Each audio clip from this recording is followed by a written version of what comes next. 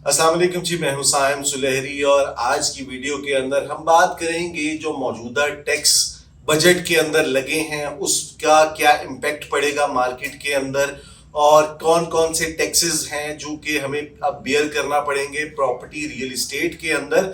तो सबसे पहले अगर बात करें तो जो टैक्स बढ़ाया गया है 15% का बाइंग एंड सेलिंग के ऊपर कि जो बायर है वो भी उसकी जो एक्चुअल कॉस्ट है जो डीसी वैल्यू बेसिकली जो डीसी वैल्यू है उसका 15% पे करेगा और जो सेलर है वो भी 15% पे करेगा, यानी कि ये 30% का टैक्स बनता है 15% के हिसाब से। तो उसके साथ साथ देखा जाए तो आपने देखा होगा कि सीमेंट के रेट, बजरी के रेट, रेत के, सरिया के, हर चीज के रेट जो हैं वो बढ़ चुके हैं।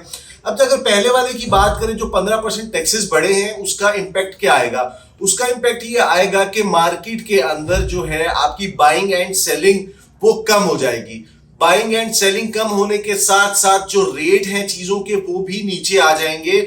ये मैं बात कर रहा हूं उन फुल पेड प्लॉट्स की जो कि इस वक्त मार्केट में मौजूद है, फुल पे के ऊपर सेल होते हैं। अगर इंस्टॉलमेंट वालों की बात करें तो इंस्टॉलमेंट वाली चीजों के ऊपर ये चीज इंप्लीमेंट नहीं होती अंटिल जब तक उसकी फुल पेमेंट नहीं हो जाती। फिर उसके बाद जो सरिये और जो कंस्ट्रक्शन रेट बढ़ाए गए हैं उसकी वजह से मार्केट के अंदर जो कंस्ट्रक्शन है, मैं पहले ही अपनी एक वीडियो के अंदर बता चुका हूं कि जो कंस्ट्रक्शन है उसके रेट्स आसमानों से बातें करने लग जाएंगे। वो पहले भी कर रहे थे लेकिन इस बजट के आने के बाद से वो रेट कहने के लीगलाइज हो गए कि अब जो है वो बिल्डर डेवलपर जो भी होगा वो रेट्स को बढ़ा के अपनी चीजों के अंदर, जहां पे पहले आपको 10,000 रुपए पर स्क्वायर फीट के हिसाब से चीज मिल रही थी अब वो 12-13 हजार रुपए पर स्क्वायर फीट के हिसाब से चली जाएगी।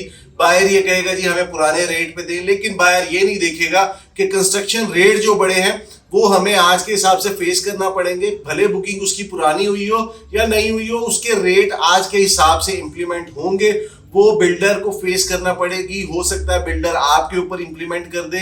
कुछ बिल्डर शहर के अंदर तो ये इस तरह से भी रूटीन चलती है कि जैसे रेट बढ़ते जाते हैं तो बिल्डर आपसे at the end as a blackmailing के तौर पे वो आपको कहता है कि जी अब आप ये डिफरेंस पे करेंगे तो तब हम आपको देंगे, अदरवाइज हम कैंसिल कर देंगे आपकी। ये एक सीधी सीधी ब्लैकमेलिंग होती है। लेकिन क्योंकि असूलन ये होना चाहिए कि जिस रेट पे हम लॉक कर रहे हैं, जिस रेट पे चीज परचेज कर रहे हैं, वो बिल्डर की जिम्मेदारी, वो बनाए ना बनाए, लेकिन क्लाइंट को वो चीज उन्हीं पैसों के अंदर मिलनी चाहिए।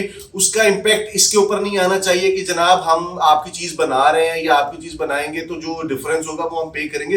विलास के अंदर, बहरिया टाउन के अंदर ये होगा कि विलास की कंस्ट्रक्शन के अंदर ये फर्क बहुत ज्यादा हो गया और लोगों ने काम छोड़ दिया विला कंस्ट्रक्शन का। लोग बैक ऑफ हो गए कि जनाब अब अफोर्ड से बाहर हो चुका है। जो पहले बुकिंग 70-70 लाख रुपए में हुई थी इस वक्त वो 85 लाख 90 लाख की बुकिंग जा रही है कि वहां पे आपको वो भी रेट अब आने वाले वक्तों में कुछ कह नहीं सकते कि वो रेट कहां जाएंगे, क्योंकि डॉलर बढ़ता सरिया बढ़ा देते हैं।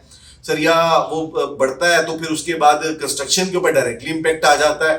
तो ये वो चीजें हैं जो बजट के अंदर अभी हमें फेस करना पड़ेंगी, बायर को फेस करना पड़ेंगी, सेलर को। वो सेलर जिसने 80 लाख रुपए की चीज खरीदी थी अब वो 60 लाख की बेचेगा, मजबूरी है, क्या कर सकते हैं, क्योंकि मार्केट के अंदर इस वक्त बायर नहीं है और सेलर की भरमार है। बेचने वाला चाहता है मेरी चीज बिक जाए, खरीदने वाला चाहता है कि अगर खरीदे तो बहुत ही मजबूरी का फायदा उठा के खरीदे, अदरवाइज परचेजिंग नहीं हो रही। जो अंडर कंस्ट्रक्शन प्रोजेक्ट्स हैं उनके अंदर लोगों की डिमांड है क्योंकि वो इंस्टॉलमेंट के ऊपर चीजें चलती हैं, तो इस वजह से उसके ऊपर इतना खास इंपैक्ट नहीं आ रहा। लेकिन अब जो रेट्स बनेंगे वो इस बजट के हिसाब से और मौजूदा प्राइसेस के हिसाब से बनेंगे कि किन रेट्स के ऊपर जाके तो ये चीजें इंप्लीमेंट होंगी, किन रेट्स के ऊपर जाके चीजें आपको फाइनलाइज होकर मिला करेंगी। तो मजीद को तफसीलात डिटेल लेना चाह रहे हो तो नंबर स्क्रीन पे आ रहा होगा। इंशाल्लाह अगली किसी वीडियो के अंदर फिर से मुलाकात होगी, तब तक के लिए अल्लाह हाफिज।